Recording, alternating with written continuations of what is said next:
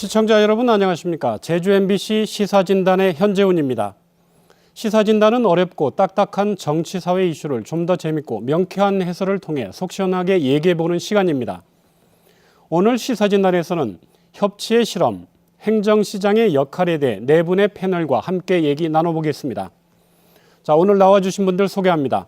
먼저 시사평론가 김동현 박사 나오셨습니다. 네, 안녕하세요. 강전혜 변호사 자리해 주셨습니다. 네, 안녕하십니까. 제주주민자치연대 강호진 대표 나오셨습니다. 네, 반갑습니다. 제주공공문제연구소 김명범 소장 자리했습니다. 네, 반갑습니다. 네, 민선 7기 출범 후에 첫 행정시장 공모를 했고요. 결과가 나왔는데요. 제주시장의 고이범 전 한겨레 신문 사장, 그리고 서귀포시장 예정자에는 양용경 제주 4.3 희생자 유족회장이 내정됐습니다.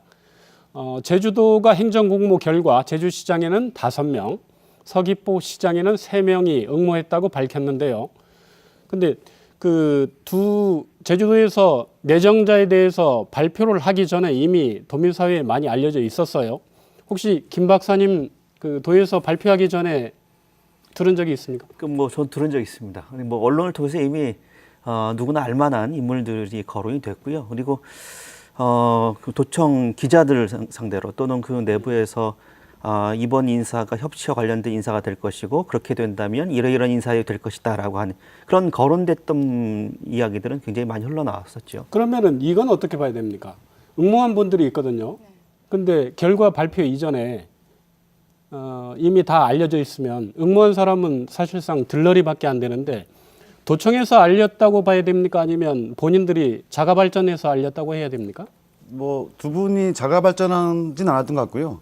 결론적으로는 이제 원희룡 지사의 복심을 언론이 이미 파악을 미리 해버려가지고 사실상 공모제 자체가 이제 무색하게 돼버린 거죠. 나머지 분들은 표현은 그렇지만 결과적으로는 공모제 희생양이 돼버린 아주 무색하게 만들어버린 결과를 낳은 것 같습니다. 간단한 함화평 부탁할게요. 일단 예정됐던 하마평에 거론됐던 인사들이 인사청문회 대상자, 예정자가 됐다는 부분에 있어서 약간 맥 빠지고 김 빠지는 상황이죠. 이럴 거면 사실 이렇게 인사청문회를 거창하게 할 이유가 있을까 이런 생각도 들고 그런 의미에서 인사청문회 자체가 조금 더 그러면 이 도민적 기대감을 반영해서 직무적 합법성이나 도덕성에 대해서 정확한 검증을 해내야 할 책무를 감당해야 한다고 생각합니다. 다만 좀 짧게 말씀드리면 원 지사가 당선 이후에 행정시장 관련해서는 기준을 발표하신 적이 있습니다. 그래서 전직 공무원이라든가 선거 캠프 참여자는 하지 않겠다라고 발표한 바가 있으셔가지고 아무래도 그 후보군이 약간 좁혀진 측면이 있지 않나 이렇게 보여집니다. 그럼에도 불구하고 사실은 캠프나 또 워낙 가까운 분들에 대해서 시장 나가는 거 아니냐 이런 식으로 언론에도 많이 나왔었는데 제 입장에서는 사실은 이 두 분이 제가 적어도 캠프에서 본 적은 없는 분들이에요. 그래서 좀 신선했고 다만 그래도 어느 정도 도민사회에서는 예상했던 분이 올라오신 게 아닌가 그렇게 생각이 듭니다. 네, 그러면은 먼저 고이범 제주시장 예정자에 대해서 한번 그럼 얘기를 해보죠. 지역사회 이제 평이 언론사 대표까지 하셨으니까 이제 언론인으로는 좀 성공한 이력이 있다고 아마 평가를 받고 있는 것 같아요. 근데 정치에 발을 들여놓은 이후에는 좀 험난했습니다. 어떤 특징적인 이력을 갖고 있습니까? 일단 고이범 예정자께서는 기본적으로 이제 75년부터 2002년까지 한겨레 신문사 대표이사를 하셨죠. 언론사 기자로서의 외길 인생을 27년 정도 걸었습니다. 이 대표 경력 자체는 사실 장점이기도 하고 단점일 수도 있을 것 같습니다.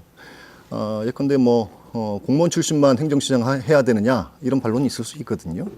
보다 더 창의적으로 시정을 펼쳐나갈 수 있는 그런 잠재력을 갖고 있다는 측면에서 장점이라고 보여지고 또 반대로 이 단점으로 꼽을 수 있다는 것은 결국은 제주시장 자리가 48만 제주 시민을 대표하는 자리입니다. 공무원 수도 한 1,500명, 예산만 해도 1조 3천억 이상을 운영 관리해야 되는 막중한 책무를 갖고 있습니다. 행정 경험이 없기 때문에 과연 이걸 잘 해나갈 수 있느냐. 특히 사실 이 시장이 해야 될 일 중에 하나는 민원 처리 여부일 것 같아요. 지금 행정시장에 대한 위상약화나 행정시장에 대한 무역론 자체가 제기되는 과정 속에서 기본적으로 실질이라고 할 수 있는 동단위까지, 읍면 동단위까지 어떤 그런 민원들을 적재적소에 제대로 해낼 수 있느냐에 관심거리가 보여지고요. 고위범 후보에 대한 평가는 이 정도로 하고 하겠습니다. 예. 그러면은 그 정치, 네. 정치 관련해서 이제 할 때마다 사실은 좀 그 패착을 봤어요. 네. 고난의 행군이었습니다. 예, 예. 언론인으로서 성공한 인생이었지만 정치인으로서는 글쎄요 실패를 거듭할 수밖에 없었죠. 2010년에 도지사 후보로 나섰다가 결국은 쓴맛을 봤고요.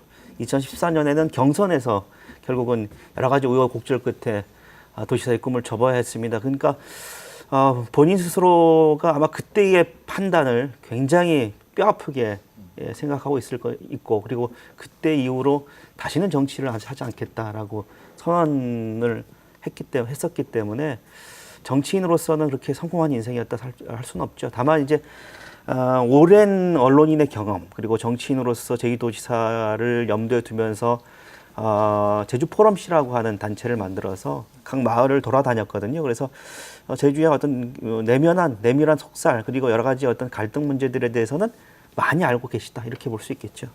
올해 지방선거에서 혹시 역할을 한 게 있습니까? 뭐 결론적으로 더 이제 그 민주당 당내 경선에서는 이제 후보였던 문대림 후보가 아니라 경선에서 떨어지셨던 김은남 후보의 선거대책 본부장을 맡아서 총괄하는 역할을 해서 사실상 이제 예선 탈락하는 과정에 진두지휘했던 그런 또 결과적으로는 실패한 사례가 돼버렸죠. 그런 경험을 가지고 있습니다. 그래서 사실 고위범 예정자 같은 경우에는 2002년 정치에 입문한 이후에 2002년? 2010년이죠. 예, 예. 10년에 정치 입문 이후에 사실 민주당의 단일 후보로서 출마도 했었고 그리고 신봉훈 지사와의 단일화 과정에서 패해서 이제 정치를 접는가 싶었는데 지난 지방선거 때 다들 기억하시겠습니다만은 사실 민주당의 김문남 예비 후보의 선대위원장이었죠. 선대위원장을 맡으면서 적폐청산 작업을 뒷받침하기 위해서는 반드시 민주당이 승리해야 된다. 그러면서 이제 원희룡 지사를 적폐로 몰고 갔던 분이십니다. 그런 차원에서 사실 원희룡 지사가 제주시장으로 임명을 하게 될 경우에 원희룡 지사의 정책적 비전과 미션을 수행하는 과정에서 의견 충돌이 그리고 이제 그런 과정에서의 어떤 불협화음이 발생할 우려는 없는지 걱정이 됩니다. 그렇다면은요, 원희룡 지사 입장에서 선거 국면에서 자신을 적폐라고 공격했던 당사자를 제주시장 행정의 파트너로 한 그럼 배경은 뭡니까? 일단 원희룡 지사는 이미 승리자입니다. 그리고 문제는 승리자이지만 또 소속 정당이 없는 그런 상황이고 결과적으로는 각종 세력들을 자기한테 모으면 좋기 때문에 그런 측면에서 제주시장은 이제 무소속이기 때문에 뛰어넘기 위해서 이제 민주당의 고위범 후보 서귀포에는 또 사실상 무소속인 그런 분들을 양측에 배치하면서 자신의 어떤 정치적 입지 그리고 도민 통합의 좀 계기를 만들어 보겠다. 아마 이런 취지에서 원희룡 지사가 제주시장으로 예정해서 고위범 후보를 좀 준비하고 있는 게 아닌가 생각됩니다. 원희룡 지사 입장에서는 되게 회심의 카드라고 좀 보여집니다. 예. 말 그대로 원희룡 지사 입장에서는 사실 무소속 그 도지사로서 집권 여당의 지원을 받지 않고서는 남은 4년 동안의 도정 운영에 여러 가지 걸림돌을 맞을 수밖에 없습니다. 그걸 방지하기 위해서 고위범 민주당 도당위원장 출신의 예정자를 내정한 것은 그런 보관이 깔려 있다고 보여지고요. 다만 그 언론 통해 가지고 많이 밝혀졌습니다만은 지난번 우리 시사진단에 나와서 오영훈 도당위원장께서는 개별적 접촉이 있었는지 모르겠지만 공식적 제안을 한 적은 없다, 추천을 한 적이 없다. 또 강창일 사선의원 같은 경우에는 기본적으로 이 고위범 위원장에 대한 탈당을 요구하기까지 합니다. 또 양경 그 예정자에 대해서는 유족회 회장 재직을 사퇴를 요구하기도 하죠. 원 지사의 기본적인 보관은 말 그대로 고위범 예정자가 민주당의 우호적 관계를 형성하고 그리고 그 과정 속에서 가교 역할을 해줄 것이라고 사실 기대했던 측면이 큽니다. 그런 협치시장으로서의 역할을 강조하고 싶지만 과연 앞으로 행정시장에 임명된 이후에 그런 관계가 제대로 회복될 수 있는지 구축될 수 있는지 이것도 주의 깊게 봐야 될 대목이라고 보여집니다. 한계도 있을 수 있죠. 근데 일단 정치적인 선택으로서는 이보다 더 좋은 선택은 없을 것 같습니다. 뭐 한쪽은 더불어민주당 제2도당을 지냈고 그리고 4.3 유족회장을 지냈기 때문에 다만 문제는 이러한 정치적 선택이 앞으로 원희룡 지사가 예상했던 대로 갈 것이냐라고 하는 점이거든요. 그러니까 지금 더불어민주당 내부에서 기류도 심상치 않고요. 그리고 결정적으로 문대림 후보를 돕지 않았다라고 하는 이런 불만 섞인 여론들도 상당히 많아서 이런 어떤 지금 도의회의 다수당을 접하고 있는 더불어민주당의 어떤 내부적인 기류들을 어떻게 통과할 것인가. 그래 이런 부분들이 결국 청문위원들 사이에서 논란이 될 텐데 그렇게 하다 보면 의회의 어떤 복병이 좀 튀어나올 가능성도 있을 거라고 생각이 듭니다. 어쨌든 인선 과정에서 뭐 지사가 인선을 하겠지만 이제 더불어민주당 입장에서는 이제 김혜범 선생님 말씀처럼 공식적으로 고위범 부분을 추천한다라거나 이런 과정은 명확하게 없었던 것 같습니다. 그 부분은 좀 뭔가 해명이 좀 필요한 부분 같고요. 그리고 결론적으로 또 말씀하셨던 건데 결과적으로는 이제 원희룡 지사가 추구하는 정책적 가치랑 고위범 후보자의 가치가 많이 다릅니다. 예를 들면 제2공항도 저랑 같이 반대 운동하셨고 해군기도 함께 반대하셨는데 결과적으로 지사는 약간 다른 입장이거든요. 이런 부분들이 실제로 행정에서 어떻게 구현될까 상당히 약간 좀 고민스러운 지점이 합니다.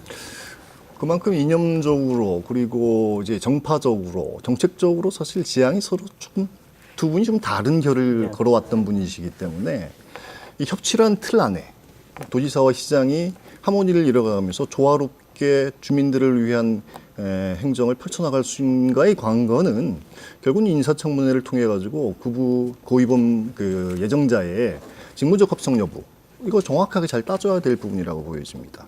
혹시 그 고위범 예정자가 제주시장의 그 기회가 예. 혹시 올해가 처음입니까? 결과적으로는 이제 죄송한 표현이지만 삼수생인 거죠. 예. 네. 2014년 원희룡 지사 된 이후에 공식 제안을 한 바가 있는데 어쨌든 당내에서 결정 못했던 게 있고 또 그 이후에도 이제 공식 공모 서류를 제출해서 아쉽게 안 된 바가 있어서 결론적으로는 세 번째 도전으로 볼 수 있겠습니다. 그러니까 정확히 얘기하면 서로를 낸 것만 따지면 2.5수 정도 될 텐데요. 그러니까 지금 원희룡 도정 1기에서도 제주시장 후보로 거론되기도 했습니다. 근데 결국은 이제 낙마를 했죠. 그러니까 행정시장으로서의 어떤 역할 그리고 일선 행정에서 본인이 할 수 있는 역할이 있을 것이다라고 한 판단을 하셨던 것 같아요. 그래서 아마 그런 판단들이 원희룡 도지사와의 정책적인 거리감에도 불구하고 본인이 충분히 할 수 있는 역할이 있다고 판단하는 것이 결국 이런 제안을 받아들인 게 아닌가 싶습니다. 제안을 받아들인 겁니까? 아니면 본인 스스로? 제안을 했겠죠. 그러니까 본인 스스로 하겠다라는 것보다 이런 제안을 했던 것으로 알고 있고요. 그리고 그런 제안에 대해서 행정시장의 역할이 일선에서 행정 역할을 하는 거니까 어떤 큰 정책적인 차이에도 불구하고 충분히 자기 본인의 몫이 있다고 판단했다. 뭐 이렇게 이 정도로 알고 있습니다. 그리고 사실은 행정시장은 실질적으로 우리 나중에도 얘기하겠지만 할 수 있는 역할이 이렇게 많지 않기 때문에 독자적으로 어떤 뭐 정책을 펼치기는 쉽지 않기 때문에 그런 의미에서도 뭐 기존에 좀 그 정책적인 방향이 달랐다는 것도 뭐 큰 틀에서는 다 이제 융합할 수 있는 부분이어서 아마 이분이 6기 때도 그렇고 이번에도 그렇고 이렇게 얘기가 나오다가 이번에는 실제로 이제 수면 위로 올라오시게 된 것 같습니다. 근데 다만 아까도 이야기했지만 고위범 예정자께서 지금 제주도 민주당 내부에서 주류는 지금 아니신 것 같아요. 그래갖고 지난번 그쪽 강창일 분들이 들으면 섭섭해요. 근데 강창일 의원께서도 어떻게 보면은 민주당 쪽 인사가 이제 거론이 되니까 조금 환영한다 이야기하실 수도 있었을 것 같은데 탈당해라 굉장히 강하게 이야기를 하신 걸 보면은 주류는 아니었다는 것이 좀 판명이 된 것 같고 그리고 이제 행정시장으로서 도의회 다수당을 점하고 있는 또 이제 민주당 의원들과의 그 교류 역할을 함에 있어서도 그 본인께서 그동안에 가지고 계셨던 역량을 충분히 발휘를 하셔야 되는 또 하나의 그 장이 되지 않을까 이런 생각이 듭니다. 제가 아까 말씀드렸지만 강창일 의원이 정말 공개적인 석상에서 탈당해라 뭐 이렇게 했거든요. 그러니까 정치적인 동반자로서는 완벽하게 선을 긋는 발언이었거든요. 그 발언을 들으면서 좀 깜짝 놀랐습니다. 왜냐하면 두 분의 관계가 그럴 만한 관계가 아니고 한 40년 넘게 특히 이제 4.3과 관련된 진상규명 운동 과정에서 두 분의 역할이 굉장히 깊었고요. 그리고 굉장히 강은했던 분들입니다. 서로 뭐 정치에 입문하게 된 계기도 비슷하고요. 그래서 그 발언을 보면서 뭐 어떤 이유에서인지 어떤 계기에서 그렇게 사이가 벌어졌는지 모르겠으나 정치적인 입장이라고 하는 것이 결국 이 40년의 우정에도 금이 가게 하는구나라는 생각이 들어서 조금 씁쓸했던 느낌이 듭니다. 어쨌든 정치권에서 계속 한 언저리에서 머물러 계셨던 분이라는 것이죠. 말씀처럼 뭐 정치라는 게 어제의 적이 오늘의 동지가 될 수 있고 또 반대로 오늘의 동지가 또 내일의 적이 될 수 있는 그 냉엄함만 이제 보여지는 그 사례라고 보여지긴 하는데 중요한 것은 그 고위범 예정자 스스로 제주시장의 직무를 정확하게 제대로 해낼 수 있느냐가 중요한 건 아니겠습니까? 정치적 식견이 과연 행정시장의 권한과 책임과 권한이 사실 이제 말처럼 그렇게 크지 않다라고 일반적으로 평가를 하는 상황 속에서 그러면 그걸 어떻게 돌파해낼 것인가 역시도 고위범 시장이 보여줘야 될 몫이라고 보여집니다. 이런 시각은 어떻습니까?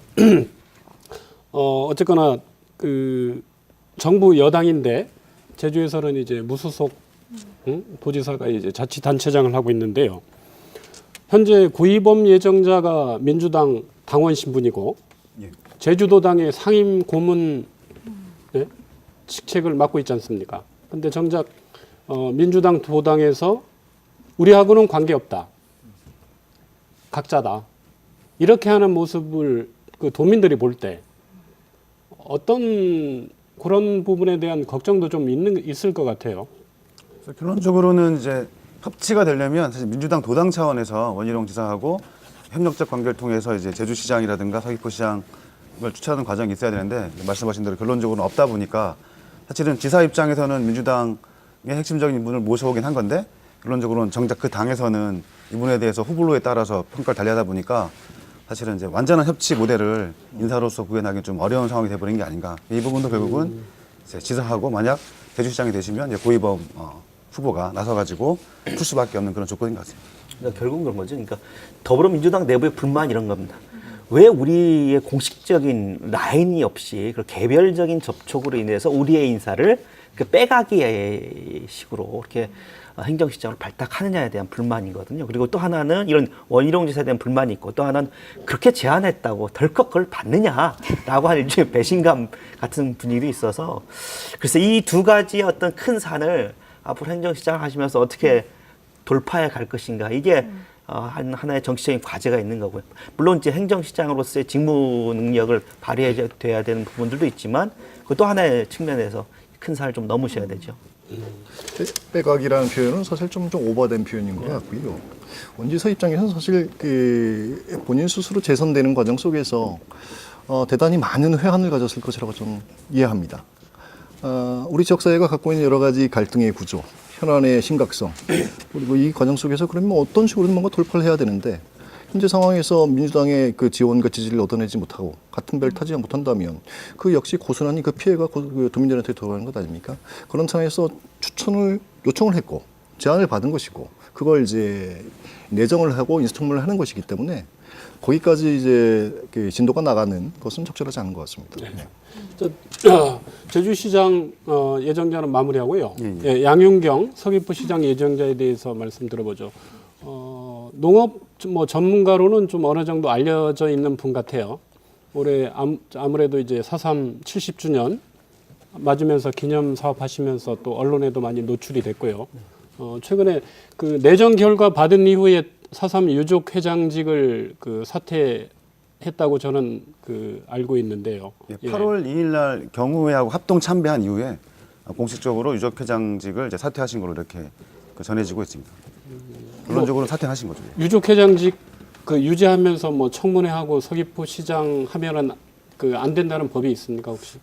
그런 뭐 정과는 없는 것 같은데 다만 지난번 선거 때 이제 쟁점 유족회의 선거 참여 여부 관련해 상당히 논란이 많았습니다. 그래서 민주당과 유족회 간에 공방도 있었고 어쨌든 당시 유족회장님으로서는 자기네는 이제 중립이라고 말씀하신 게 있어버려가지고 결론적으로는 이제 서귀포시장으로 가시는 건 상당히 부담이 있거든요. 아마 그런 것들 때문에 유족회장직을 이제 사퇴하고 또 당연히 사퇴하고 청문회 임한 게 맞다고 좀 보여집니다. 예, 저도 그렇게 생각하는데 근데 문제는 지난주 방송과 당시에 양윤경 그 예정자는 예. 기본적으로 4.3을 정치적으로 악용하지 말라는 입장을 견제했던 사람 아닙니까? 그렇죠. 본인 스스로 정치인 일제 행정가 할지는 좀 두고 봐야 되겠습니다만 제주시장의 내정자로서의 신분이 변화되는 것 자체가 과연 적절한 처신인가 대해서 사실 구설수가 있는 건 사실입니다. 그렇죠. 그러니까 오랫동안 농업 관련된 분야에서 전문성을 발휘했었고요. 그리고 4.3 유족회장을 하시면서 그 기존의 4.3 유족회장들과는 좀 다른 모습을 많이 보여주셨습니다. 그 4.3과 관련해서도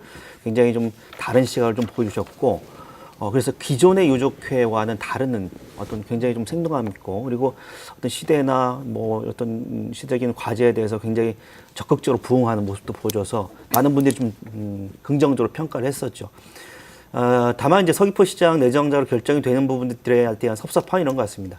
일단은 4.3 유족회장, 물론 이제 서귀포 시장 내정자가 되고자 하는 게 최종적인 목표는 아니었겠지만 결과적으로 그렇게 보인단 말이에요. 그러니까 4.3 유족회장을 하면서 결국은 서귀포 시장 내정자를 받아들였기 때문에 결국은 그것 때문에 유족회장을 하는 것 아니냐, 또 유족회장이라는 자리를 그렇게 이용한 것 아니냐라는 비판이 당연히 있을 수밖에 없는 것이고요. 특히 이제 선거 과정에서 이런 논란이 있었지 않습니까? 전 유족회장, 그리고 임원진들이 원희룡 후보를 도왔기 때문에 그런 것들에 대한 유족회 차원에서의 어떤 반발들이 있었는데 본인 스스로 그런 반발을 뒤집어 버리는 그런 결과가 돼버려서 모양이 좀 안 좋은 것만은 사실인 것 같습니다.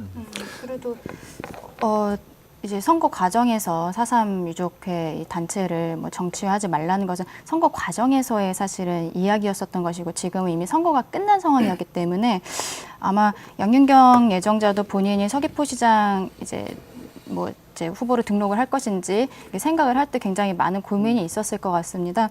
근데 이분께서 그 4.3 유족회 지금 대표를 하시는데 4.3 유족회가 지금 한 추가 등록을 받고 있어서 이제 7만 명이 넘을 거라는 언론에서 기사를 봤습니다. 어마어마한 대집단이거든요. 근데 이분이 그런 곳에 이제 대표를 하셨다는 것은 그래도 나름대로 구성원들 안에서의 소통이 잘 되는 분이라고 좀 생각이 됐으니까 이분이 대표를 하신 걸 텐데 지금 서귀포 같은 경우에는 뭐 강정마을 문제도 있고 뭐 제2공항 문제도 있고 사실은 구성원 내부에서의 갈등들이 지금 많이 있기 때문에 그런 거에 있어서 그 내부적인 조율자로서 이분이 적임자라고 생각이 돼서 아마 좀 제의도 들어갔을 것이고 본인도 그런 생각을 하셔가지고 이제 나서게 되신 것 같고 그러면서 이제 아마 유족회 그 대표직은 내려놓으신 거가 아닌가.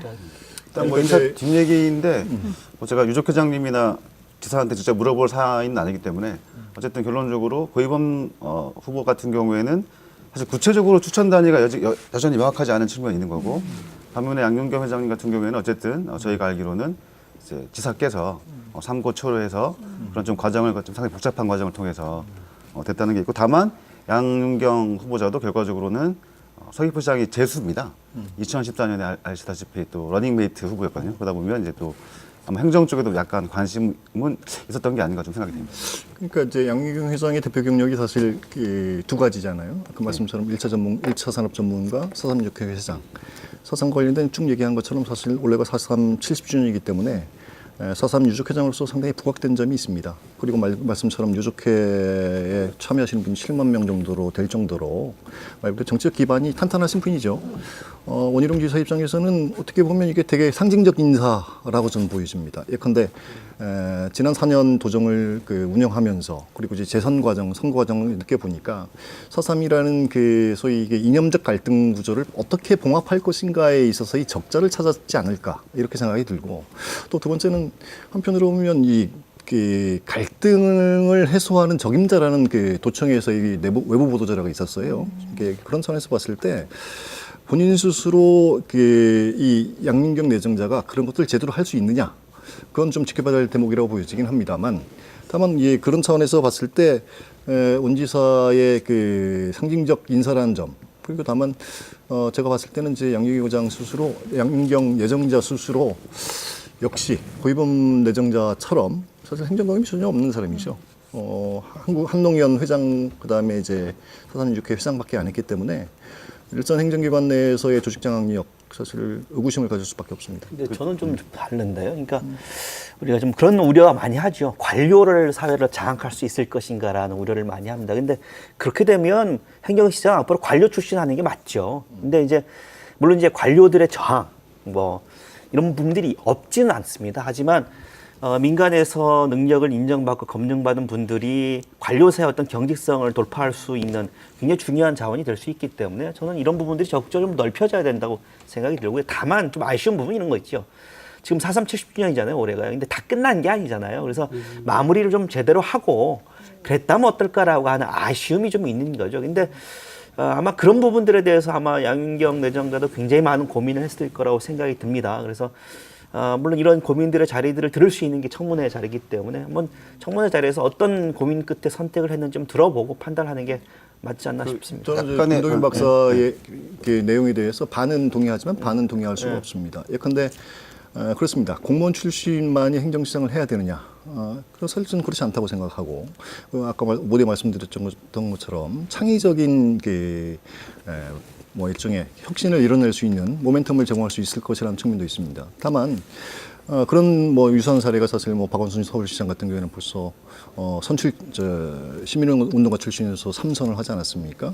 시민운동의 경험을 충분히 시정에 반영시키면서 중요한 역할을 한다고 보여집니다. 그런 훌륭한 사례도 있죠.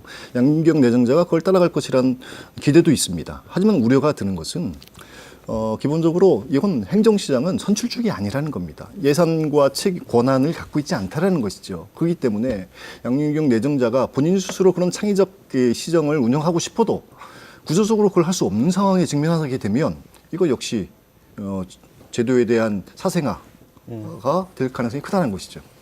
약간의 그 정치 공학인데 결론적으로 인사권자는 원희룡 지사인데 그분 입장에서는 뭐 도지사 임기 말고 그전 국회의원 시절에 보시면 결국 4.3을 약간 홀대했었습니다. 그리고 4.3 특별법 심지어 개혁안도 서명하셨다. 그래서 4.3에 대한 본인의 약간 트라우마가 있는 게 아니야. 그런 것들을 이제 자기 이기 때는 좀 뭔가 무마해 보려고 사실 유족회라는 현직 유족회장님을 결과적으로 모셔서 하는 이런 결과를 좀 가져온 게 아닌가 좀 생각이 들고요. 두 번째는 그 약간 정책적으로는 사실 보면 원지사하고 상당히 다릅니다. 예를 들면 관함식도 상당히 문제의식이 많이 있으시고 또 서귀포 되게 현안이 많은데 결과적으로는 지금 도정하고 있는 방향과 양윤경 이제 후보자의 견해가 약간 다른 게 되게 많아서 이런 걸 어떻게 좀 조화롭게 할 것인가 상당히 좀 관심거리긴 합니다.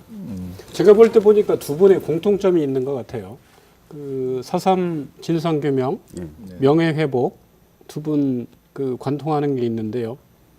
원희룡 지사가 좀 뭐 염두에 둔 게 있다고 봐야 됩니까? 제가 볼 때는 원희룡 지사가 정치적인 굉장히 정치적인 판단을 했다라고 볼 수밖에 없을 것 같고요. 한쪽은 도의회 다수당인 더불어민주당의 상임 고문, 핵심적인 인물이고 한쪽은 아까 강원진 대표님 말씀하셨지만 자신의 가장 큰 약점이 4.3 분야의 전문가. 그러니까 결국은 이제 도지사라고 하는 것을 통해서 이 도지사로서의 직무를 충실히 수행하고 난 이후에 아직까지도 정치적인 나이는 굉장히 젊으니까 더 큰 어떤 미래를 꾸기 위한 하나의 포석이 아닐까? 그래서 앞으로 본인이 정치를, 그러니까 물론 소통과 협치라고 하는 걸 내세웠기 때문에 본인의 정치적 역량이 이 정도 된다라고 하는 걸 좀 과시할 수 있는, 보여줄 수 있는 최적의 카드라고 생각이 듭니다. 그래서 아마 양윤경 회장 같은 경우 굉장히 많은 공을 들인 것으로 알고 있고요. 그리고요, 서귀포시장 예정자 같은 경우에요. 현직 그 4.3 유족회장이라는 신분이 올해가 70주년이어서 유독 논란이 되는 건지 평소에도 이렇게 논란이 될 만한 사안인지 그거는 어떻게 보시나요? 저는 개인적으로 사실 양윤경 내정자 스스로 앞서 그런 얘기가 있었습니다만 꾸준하게 사실 정치에 대한 열망을 갖고 있는 분이라고 보여집니다. 도의원 출마에서부터 러닝메이트까지 일련의 과정들을 놓고 보면 본인 스스로 지역에 있어서 정치를 통해서 지역을 좀 바꾸고자 하는 의지가 있다라고 저는 보기 때문에 그게 비단 4.3 70주년에 맞춰서 유족회장이기 때문에 논란거리가 되는 것이라기보단 개인의 정치적 선택이 일 것이다라고 보는 것이 마땅하다고 보여지고요. 덧붙인다면 아까 말씀처럼 저는 오히려 행정시장 자체가 단순하게 우리가 다들 이제 도에서 나온 보도자를 보면 대부분 다 전문성을 높게 평가하고 그분이 적임자라고 인사청문회에 부의를 합니다. 근데 이제 알고 보면 정작은 어떻게 보면 이게 정치공학적인 셈법이 많이 작용돼 있다고 보여져요. 사실 표만 염두에 두는 것이죠. 이게 사실 본질적인 부분에서 인사청문회 자체의 제도의 실효성 논란도 여기서 맞닿아 있는 것이라고 보여집니다. 예, 그러면은요. 첫 행정시장에 대한 그 청문회 일정이 나왔는데요. 오는 17일에 고이범 제주시장 예정자에 대한 제주도의회 인사청문회가 예정돼 있고요. 다음 주 월요일인 20일에는 양윤경 서귀포 시장 예정자에 대한 인사청문회가 예정이 되어 있습니다. 근데 제주특별법에 그 행정시장에 대해서는 인사청문 그 명시된 게 없어요. 구속력이 없는 거죠. 의무사항이 아니에요. 네. 업무상 강행 조항이 아니라 임의 조항이고요. 기본적으로 43조죠. 특별법 국제특별법 43조에 부지사와 감사위원장에 대한 인사청문회 규정은 명시가 되어 있습니다. 다만 이제 러닝메이트, 그러니까 러닝메이트를 형기간 동안에 예고하고 임기를 2년 동안 이제 주게끔 되어 있는 규정 자체가 있는데 그것이 없습니다. 근데 이제 현실적으로 아시다시피 지난 2014년도였던 것 같은데요. 원희룡 지사께서 당선되고 나서 도의회에서 인사청문 조례 제정을 이제 하려고 하니까 사실 도청에서 도본청에서 제의 요구를 하게 됩니다. 이게 상위법에 없거나 사실 주민의 권리를 제한하거나 벌칙을 부과할 때는 기본적으로 이제 법률에 의해야 한다는 그런 조항 자체를 들어서 이제 제의 요구를 하게 된 건데 그 이후에 그런 갑론을박이 있다가 8월 달에 행정시장 인사청문 운영 실시 지침이라는 걸 만들게 됩니다. 그 지침에 근거해서 실시되는 게 이번 인사청문회입니다.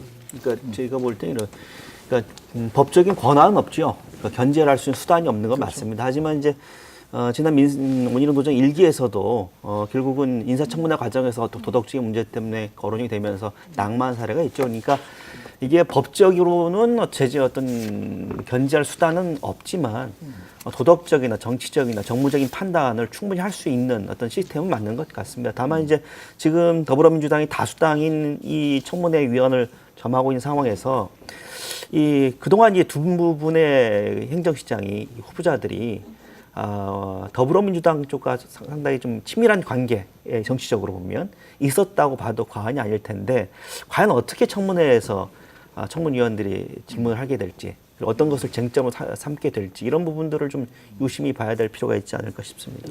어떤 점들이 좀 쟁점들이 될 것 같습니까? 일단은 그 농담반 진담반인데 청문위원 중에 후보자와 연관된 특정 고등학교 출신 5분이나 됩니다. 그래서 밖에서 보기에는 그러면 뭐 통과 의례가 아니냐라고 하실 분도 있겠지만 결과적으로는 뭐 제가 인사청문위원 아니지만 이제 간접적으로 들어보면 그래도 일부 특정 분야에 있어서 상당히 혹독한 이제 검증을 내고 있다. 그래서 반드시 통과 의례 수준으로는 청문을 하지 않겠다는 게 저희가 들은 바기 때문에 사실은 17일, 20일 날 그 과정을 좀 지켜볼 필요는 있는 것 같습니다. 그러니까 제가 볼 때 이런 게요. 그러니까 지금 뭐 특정 고등학교들이 많다 그러는데 지금 더불어민주당 의원들 보면 강창일 의원이 탈당 얘기했지 않습니까? 그러니까 이건 강창일 의원 본인의 개인적인 생각이 아니라 강창일 의원과 정치적인 뜻을 같이 하고 있는 더불어민주당 내부의 의견이 주류적인 의견이 이런 의견이거든요. 근데 몇몇을 보면 강창일 의원과 직간접적으로 관계를 맺고 있는 위원들이 굉장히 많아요. 그렇다고 한다면 아마 고이범 후보 예정자도 더불어민주당의 상임 고문도 지냈고 도지사 후보로 나서기도 했지만 글쎄요, 그냥 두리뭉실하게 넘어가기는 않지 않을까. 그래서 좀 혹독하게 검증을 하지 않을까 싶습니다. 도민적 기대이고 바람일 것 같습니다. 이게 사실 이번 인사청문회 자체는 단순하게 행정시장을 뽑는다는 그런 의미도 있지만 또 행정시장의 직무적 합성을 검증하는 자리이기도 하지만 어떻게 보면 사실은 행정시장의 정치적 그 정당성을 부여해주는 큰 의미가 있습니다. 그런 차원에서 도민들은 사실 그 두 내정자에 대한 그 검증의 실효성을 높일 수 있는 인사청문회가 되길 바란다. 이게 보여지는데요. 사실 근데 그럼에도 불구하고 저는 안타까운 게 하나가 있습니다. 지금 두 행정시장에 대한 내정자가 말씀처럼 17일, 20일 양일간에 걸쳐서 연달아 이어집니다. 어떻게 보면 시간적으로 너무 촉박합니다.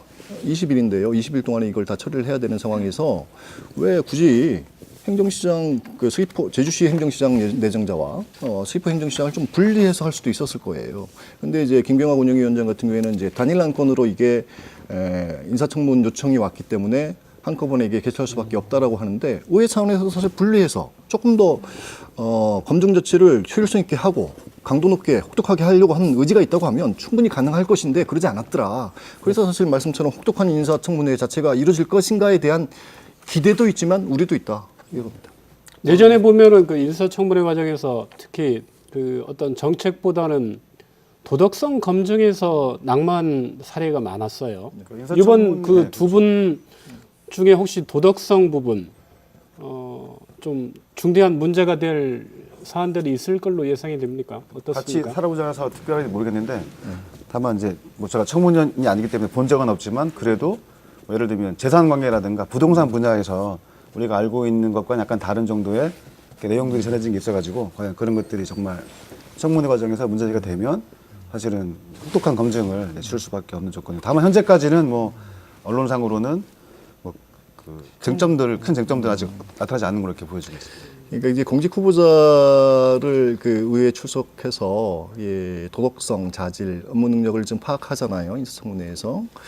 그런데 이제 사실 그 적격 여부를 떠나서 도덕성 여부는 사실 초미의 관심사이면 분명합니다. 근데 그럼에도 불구하고 사실 이게 다분히 이게 이제 도덕성에만 주안을 두게 되면 사실 직무 능력에 대한 검증은 사실 이렇게 뒷전으로 밀릴 수밖에 없을 것 같아요. 그런데 경기도 같은 경우에는 인사청문회를 2번 합니다. 1차 인사청문회에서는 기본적으로 검증위원회가 개인의 도덕성과 관련된 범죄, 재산 이런 여부들을 다 검증을 합니다. 대신 비공개로 합니다. 적격 여부를 판단하기 전이니까 비공개로 하고요. 두 번째 때는 소관상임위에서 직무 능력만 평가합니다. 우리는 사실 지금 한꺼번에 하는 상황인데 이런 차원에서 사실 지금 현재 두 내정자에 대한 도덕성과 관련된 불편한 얘기들은 사실 없는 건 사실인데 아마 이제 그 도민사회 관심도 17, 18일 날 텔레비전 앞에 모여지지 않을까 싶습니다. 일단 두 분이 선거 나오셨던 분들이기 때문에 제가 선관위 한번 조사해봤더니 결론적으로 일단 전관 두 분 다 안 계신 걸로 전관 없는 거고 나머지 다른 분야에서 뭐가 튀어나올지 아직 좀 예단하기 어려운 상황 같습니다. 그러니까 직무 능력에 대한 검증이 상당히 어렵죠. 어떻게 해야 직무 능력 판단할 수 있을지 어렵기 때문에. 그러니까 제가 볼 때 이번 청문회는 일단 정치적 공방이 한 축에 있을 것 같고요. 그러니까 또 하나는 좀 아까 말씀하셨지만 부동산이나 재산 문제에 대해서 부동산 어떤 이런 도덕성에 대한 문제들 이런 부분들이 쟁점이 될 수도 있습니다. 그렇게 된다고 하면 직무 능력에 대한 검증은 사실상 뒷전이거든요. 그래서 정치적 공방이 우선되는 청문회가 돼서는 안 된다는 게 아마 도민들의 바람이 아닐 텐데 근데 그렇게 가기는 상당히 좀 어렵지 않을까. 만약에 그런 공방을 하지 않고 도덕성 검증도 별다른 쟁점이 없다면 그야말로 청문회가 청문회를 위한 절차를 위한 절차로 전락할 가능성도 제기되고 있죠. 근데 도덕성에 만약에 문제가 없다면 네. 사실은 다행인데 네. 근데 이제 검증 과정에서 청문 과정에서 뭔가 이제 문제가 발견이 되었다. 네.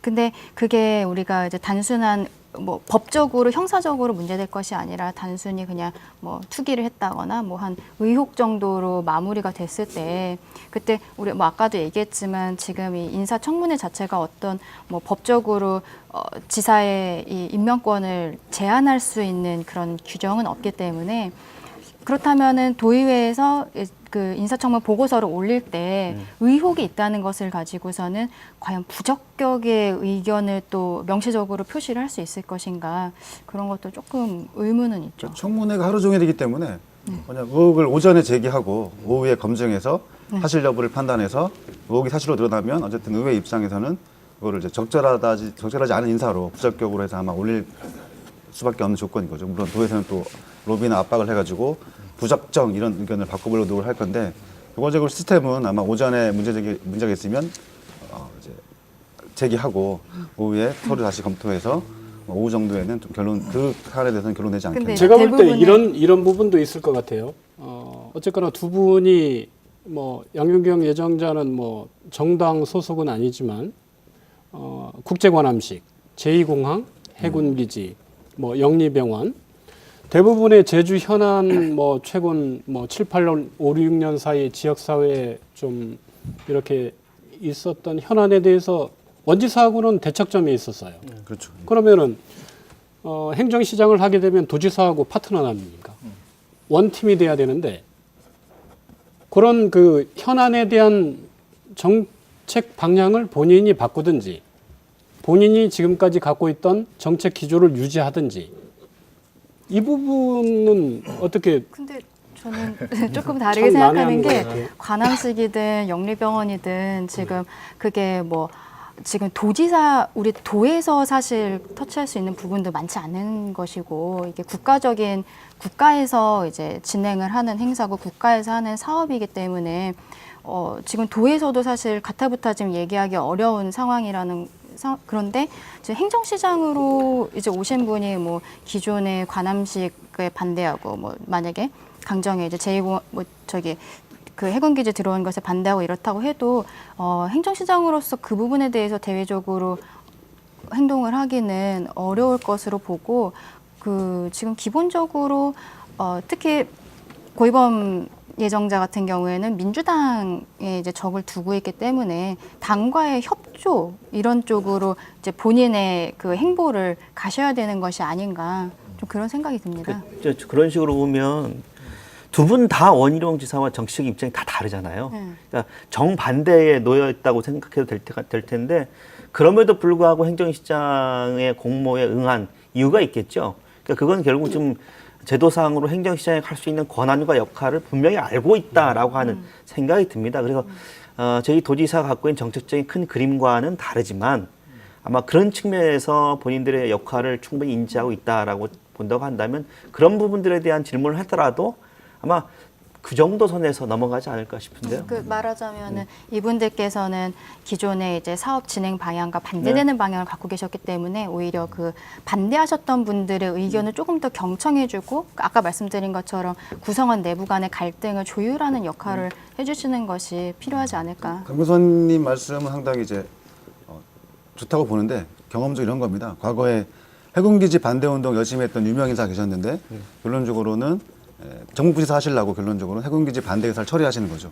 마찬가지로 제주시장이나 서귀포시장이 인사권자가 제주시민, 서귀포시민이 아니기 때문에 결론적으로는 가치가 다르면 결과적으로는 인사권자인 지사의 뜻에 따를 수밖에 없다. 결국 자기의 정책적 소신을 약간 꺾어서 갈 수밖에 없는 조금 불합리한 구조가 아닌가. 내정자 스스로 많은 딜레마에 빠질 수밖에 없는 상황으로 내몰리고 있을 것 같은데요.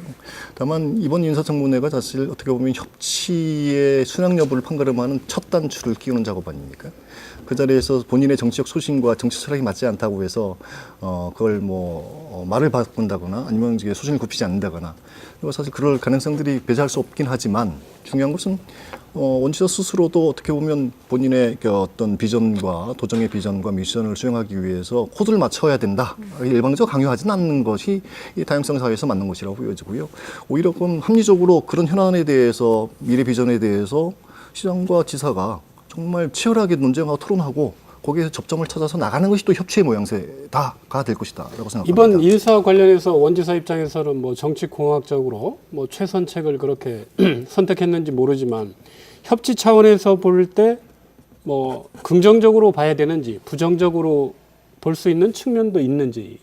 아쉬운 점이 있죠. 왜냐하면 경기도 남경필 지사 시절에는 보건복지분야의 그 민주당 소속인 이기우 전 의원을 부지사로 임명했습니다. 그때 민주당 경기도당에 공식적인 제안을 했고 거기서 출마 부지사가 되겠다는 분들이 결국 당원들의 선택을 받아서 부지사가 되셨거든요. 이런 절차적인 문제들에 대해서 굉장히 깔끔하게 해결해서 큰 문제가 없었습니다. 그래서 저는 이제 그런 것처럼 당의 공식적인 절차를 통해서 더불어민주당 제2도당도 합리적으로 이해할 수 있는 정치적인 절차를 밟았다고 한다면 이런 문제는 없을 수 있었다. 그렇지만 다만 그렇지 않았다. 그러니까 원희룡 지사의 어떤 개인적인 호불호 또는 개인적인 선택, 그러니까 정치적인 결단으로 포장되는 이런 선택에 의해서 행정시장이 내정됐다는 점은 앞으로 협치가 그렇게 순탄치만 않을 것이다라는 것을 보여주는 어떤 상징적인 사례가 될 것이다 이렇게 봅니다. 혹시 민주당 차원에서 그 무소속 도지사인 그 원지사 협치 부분에 대해서 일정 부분 어떤 안 하려고 하는 그런 기조는 전혀 없다고 봐야 됩니까? 순수하게. 지난번에 사실 우리 시사진단회에서 도당위원장 내정자가 나오셨을 때도 그걸 여쭤봤지 않습니까? 기본적으로 협치의 진정성을 인정하면서 힘을 모아 나가는 것이 지역 제주 발전을 위해서 필요한 것 아니냐는 것에 대해서 이념적인 부분에서 당의 지표가 있는 것이고 지향이 있기 때문에 그걸 똑같이 한꺼번에 같이 갈 수 있는 부분은 아니다라고 분명 그때 얘기를 하더라고요. 근데 저는 중요한 것은 이게 협치라는 것 자체의 이해 당사자의 조정을 어떻게 할 것이냐가 관건이기 때문에 그야말로 사실 그 고위범 내정자든 양윤경 내정자든 협치로 제대로 된 협치를 만들기 위해서 어떻게 조정의 기제를 발휘할 것이냐 그게 중요한 대목이라고 보여집니다. 지금 그 행정시장의 가장 큰 한계, 뭐 일부에서는 무늬만 시장 아니냐, 뭐 도청 과장만도 못하다 이런 뭐 의견까지 나오고 있는데요. 지금 제도상의 그 행정시장의 가장 큰 한계 어떤 거라고 봐야 됩니까? 요즘은 모르겠는데 과거에 보면은 과장님은 아니고 어쨌든 도청 국장보다 업무 추진비가 작았습니다. 제주시장이. 그거는 이제 과거의 일이고 물론 좀 권한이 없는 거고 핵심은 시민들이 뽑지 않았기 때문에 시민들 입장에서는 무슨 일이 발생해도 제주시장을 찾아갈 일이 없는 거죠. 모든 일은 다 도청 가서 해결하면 되니까. 그래서 법인격이 없는 전 행정시장의 근본적인 문제가 있고 또 하나는 좀 있으면 8월, 9월 정도 되면 문재인 정부 하에서 지방분권 로드맵이 나오는데 그 내용의 큰 기조는 결과적으로는 현재와 같은 제주도 같은 모델을 전국화하는 방향입니다. 그러면 저희들 입장에서는 시군을 없애버렸는데 결과적으로는 저희는 평균 자치도 이하가 되는 거죠. 다른 지역은 다 하고 있고 저희는 이미 남들 다 하고 있는 기초정부가 없기 때문에 이 부분을 한번 심각하게 이제는 좀 고민할 때가 된 게 아닌가. 기초자치단체가 없어지면서 발생한 여러 가지 문제점들을 결국 행정시장이라고 하는 것이 보여주고 있는 거죠. 그래서 권한이 없다, 뭐 인사권과 예산권이 없다. 아까 관료사회를 장악할 수 있겠느냐라는 건데 관료사회 장악하기 위해서는 결국 핵심적인 게 인사권과 예산권인데 그런 부분이 없기 때문에 행정시장이 정말 무늬만 시장 아니냐라고 하는 지적이 있었고요. 다만 이제 개인의 능력에 따라서는 달라질 수 있을 것 같습니다. 예를 들면 관료 출신일 수도 있고 또는 관료 출신 아니지만 능력이 있다고 한다면 충분히 본인의 능력을 권한을 발휘할 수 있는데 다만 지금 행정시장 서귀포나 제주시나 역할은 없다고 하지만 실제 일선 행정에서 할 수 있는 일들은 상당히 많이 있거든요. 우리가 지난번에 고경실 시장의 사례에서 볼 수 있듯이 쓰레기 문제라든지 여러 가지 주민들이 직접적으로 느낄 수 있는 여러 가지 불편한 사항들은 제주시장 차원에서 서귀포시장 차원에서 해결할 수 있는 사안들이 굉장히 많습니다. 그래서 이런 사안들을 어떻게 해결할 것이냐 이런 것들도 있으니까 한번 좀 지켜봐야 될 게 아닌가 싶습니다. 사실은 제주특별법에 지방선거에서 도지사가 출마하면서 행정시장을 예고하는 러닝메이트 제도가 있거든요. 그러면은 이번에 원희룡 지사도 안 했지만 그 도지사 후보들은 지방선거 때마다 안 나는 겁니까? 못 하는 겁니까? 이게 제도에 할 수 있다고 나와 있는데. 아니 뭐 전부 다 안 했던 건 아니고 네. 예, 2010 뭐 년 강의 했었고. 규정이 아니니까. 다만 제가 봤을 땐 왜 그 법에 명시되어 있는 런닝메이트 제도 자체를 사문화할 것이냐. 그 사실은 그냥 단순하게 생각해서 행정시장 예고를 하고 2년 임기를 보장하게 되면 기본적으로 그 과정 내에서 순탄치 못했을 때 교체가 필요한 거 아닙니까? 뭐 사실 행정시장 무용론이 제기되는 큰 중에 하나가 임기가 사실 들쭉날쭉하다는 것이죠. 지난 특별시도 출범하고 나서 그 기간 동안 뭐 제주시장이 8명, 그리고 서귀포시장 10명이나 바뀌었단 말이에요. 임기도 최소 6개월에서 길어봐야 2년이었단 말이에요. 사실 그 과정 내에서 정치적 셈법이 작동하더라. 정치적 계산이 작동하더라. 그리고 어떻게 보면 이게 지금 우리가 이제 자치분권에 대한 논의가 확산되는 과정 속에서 뭐 시정 직선제를 하자, 뭐 읍면동장 직선제를 하자 이렇게 얘기할 때 어떻게 보면 이게 사실은 정치를 하는 입장에서 보면 잠재적인 정치적 경쟁자를 양산하는 구조가 될 수 있다는 측면에서 이게 되게 어떻게 보면 런닝메이트 자체를 그냥 있어도 그만 안 해도 그만 이런 제도로 사문화시키는 것은 아닌가 보여집니다. 지금 같은 제도에서는 현직인 도지사가 굉장히 유리할 수밖에 없죠.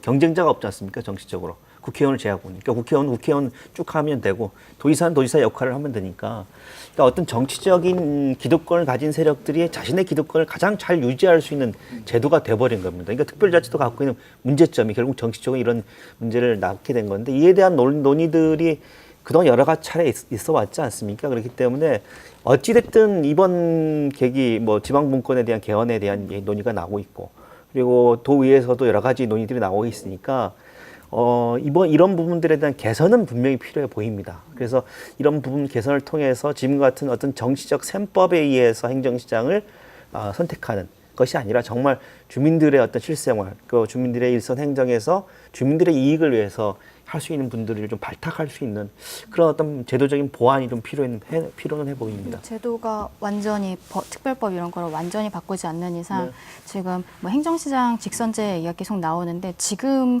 뭐 그냥 단순히 시장을 내 손으로 뽑는다 해도 지금 행정시장이 하고 있는 거 이상의 하기가 어려워요. 그렇게 하면은 러닝메이트를 해갖고는 특별법에 따른 러닝메이트 해가지고 이분에게 이제 정무직으로서의 어떤 책임감을 주는 거 이상의 별다른 그게 없기 때문에 전체적으로 모든 것을 손보지 않는 이상은 큰 차이는 없을 수도 저는 있다. 결론적으로 저는 지금 시기가 어차피 지방분권을 문제점 하고 있기 때문에 이 기회를 활용해서 아예 근본적이고 전면적인 제도를 바꿔버리자. 왜냐하면 지금 못하면 사실 또 10년 유치다 보면 지금 도착화돼 버리거든요. 그래서 러닝메이트 제도에 우리가 좀 더 많은 노력을 쓰기보다는 법인격 있는 지방정부 구성 이쪽에 좀 더 많은 노력이 필요한 것 같습니다. 그러니까 지난 대선 과정에서 문재인 대통령이 후보 당시에 자기결정권에 관련된 제도에 특례를 주겠다 공약했었던 것 같은데 현수막에 2020년 기초자치단체 그렇습니다. 부활 도민선택 그렇습니다. 근데 그 절을에 기억하시겠습니다. 2016년도에 우리가 이제 행정개청 구조 개편위원회가 2번 만들어졌지 않습니까? 그리고 6월달에 최종공고안의 행정시장 직선 제안을 바탕으로 해서 이제 최종공고안을 원지사한테 제공을 했는데 그 당시만 하더라도 아시겠습니다만은 민주당 국회의원들이 그거 난색 표명하면서 흐지부지 돼버린 거예요. 그러니까 사실 협치도 중요한데 제대로 협치하려고 하면 힘을 좀 못 수 있는 정책 책임을 갖고 있는 분들이 공감대를 갖고 있는 것이 더 중요할 것 같습니다. 네, 벌써 마무리할 시간이 됐습니다. 오늘 함께 얘기 나눠주신 네 분의 패널들 감사드립니다. 저는 다음 시간에 뵙겠습니다. 함께해 주신 시청자 여러분 고맙습니다.